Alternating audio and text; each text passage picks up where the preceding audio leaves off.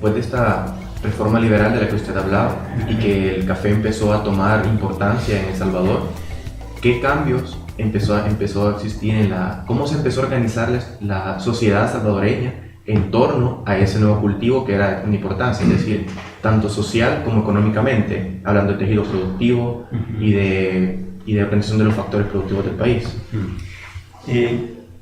Creo que esa pregunta es sumamente importante desarrollarla un poco, porque el café fue tan importante que no solo fue, bueno, en tanto fue motor, más bien dicho, en tanto se convirtió en el motor de la economía salvadoreña, cambió la estructura social del país.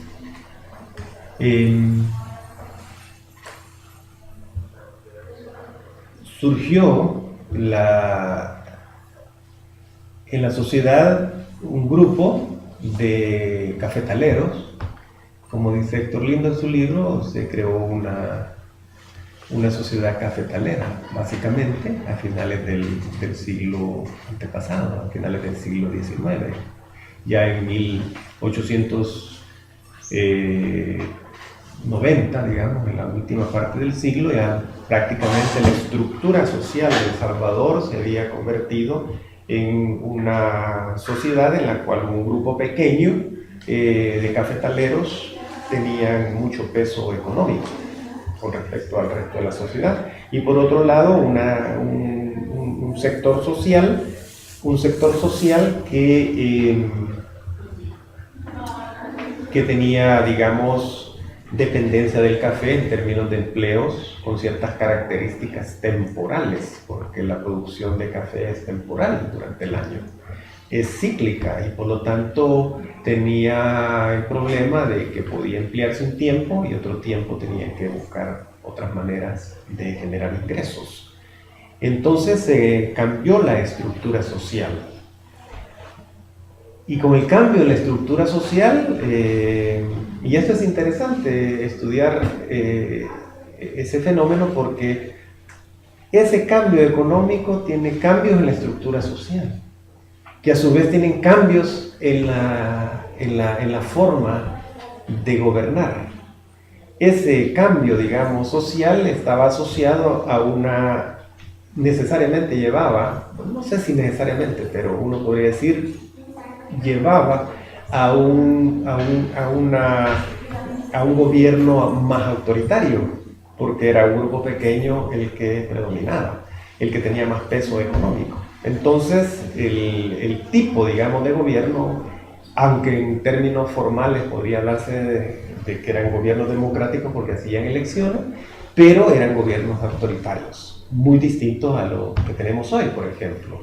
Y muy distinto a lo que se fueron formando en Costa Rica, por ejemplo, donde también el café se convirtió en un motor, pero bajo una estructura de posesión de la tierra muy diferente.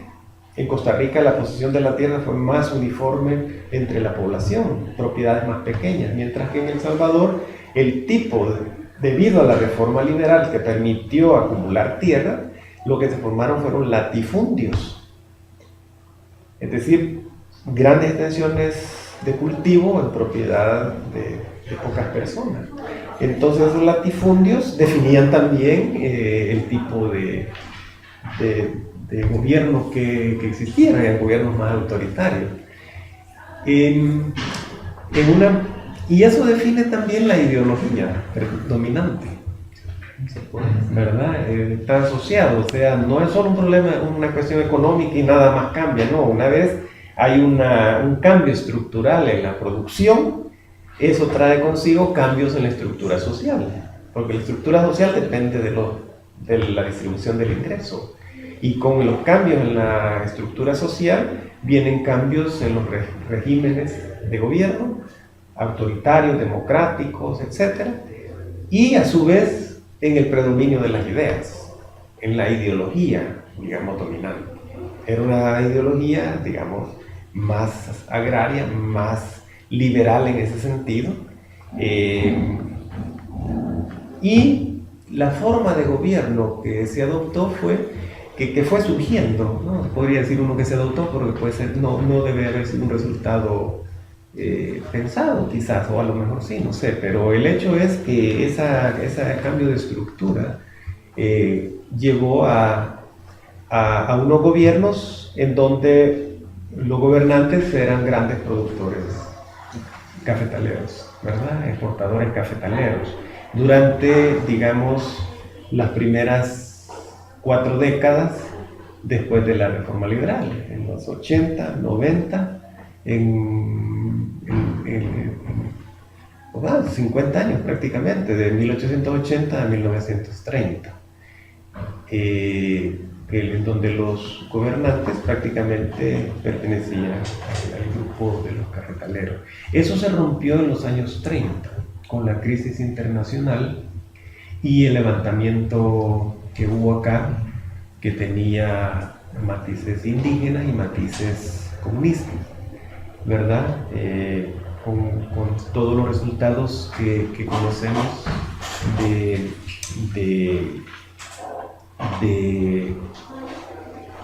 muertos que hubo en ese conflicto, y en ese momento hubo un cambio en el régimen de gobierno, en tanto que entran los militares a gobernar, pero hay un cambio, digamos, en el ejercicio del poder, pero con una visión que continúa siendo cuya ideología sigue siendo básicamente la que corresponde a una sociedad cafetalera. Entonces esos son los grandes cambios, digamos, que van ocurriendo con la producción de café. O sea, no es solo la cuestión económica, sino que eso tiene implicaciones que se derivan hacia lo social, lo político, ideológico.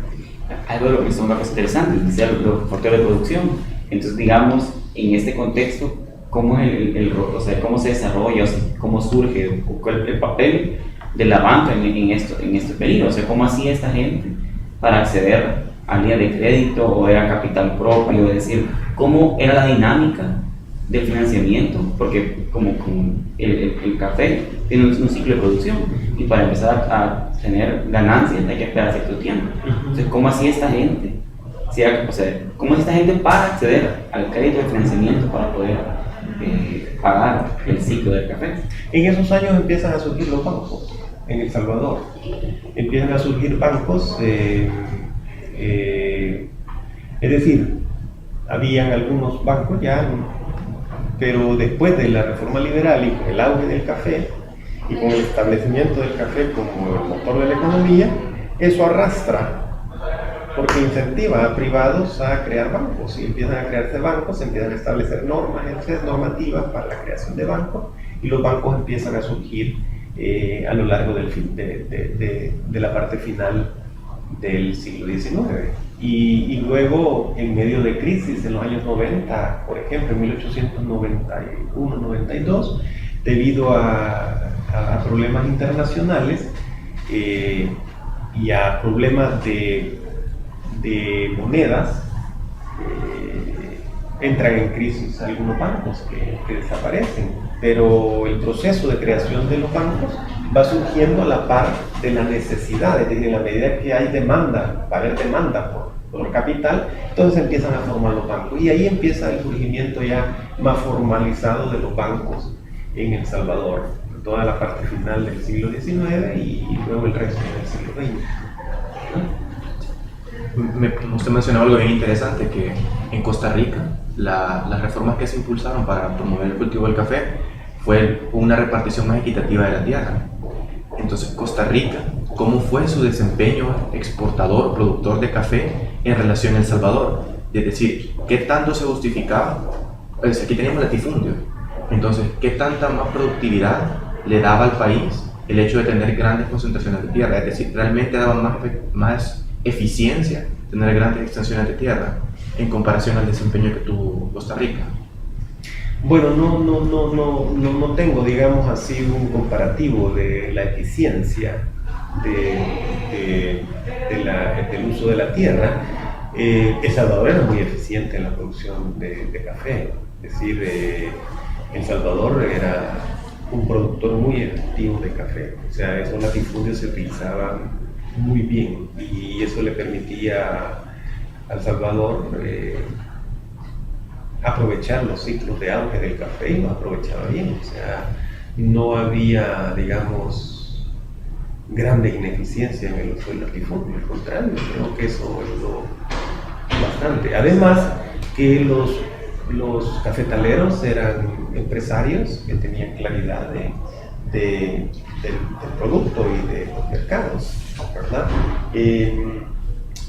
En Costa Rica no sé exactamente si esa distribución de la propiedad lo hizo más ineficiente, como uno podría pensar en primera instancia, entonces no me atrevería a juzgar a primera, pero lo que uno podría tomar así de referencia como para investigarlo más en detalle es que Costa Rica creció bien en todos esos años también, entonces se me hace de que no debe haber habido un deterioro enorme de la eficiencia productiva debido a que la tierra no estaba concentrada, sino que estaba repartida entre más propietarios, porque Costa Rica siempre tuvo un crecimiento razonable, digamos, en algunos periodos mejor que El Salvador, en otros periodos menos que El Salvador.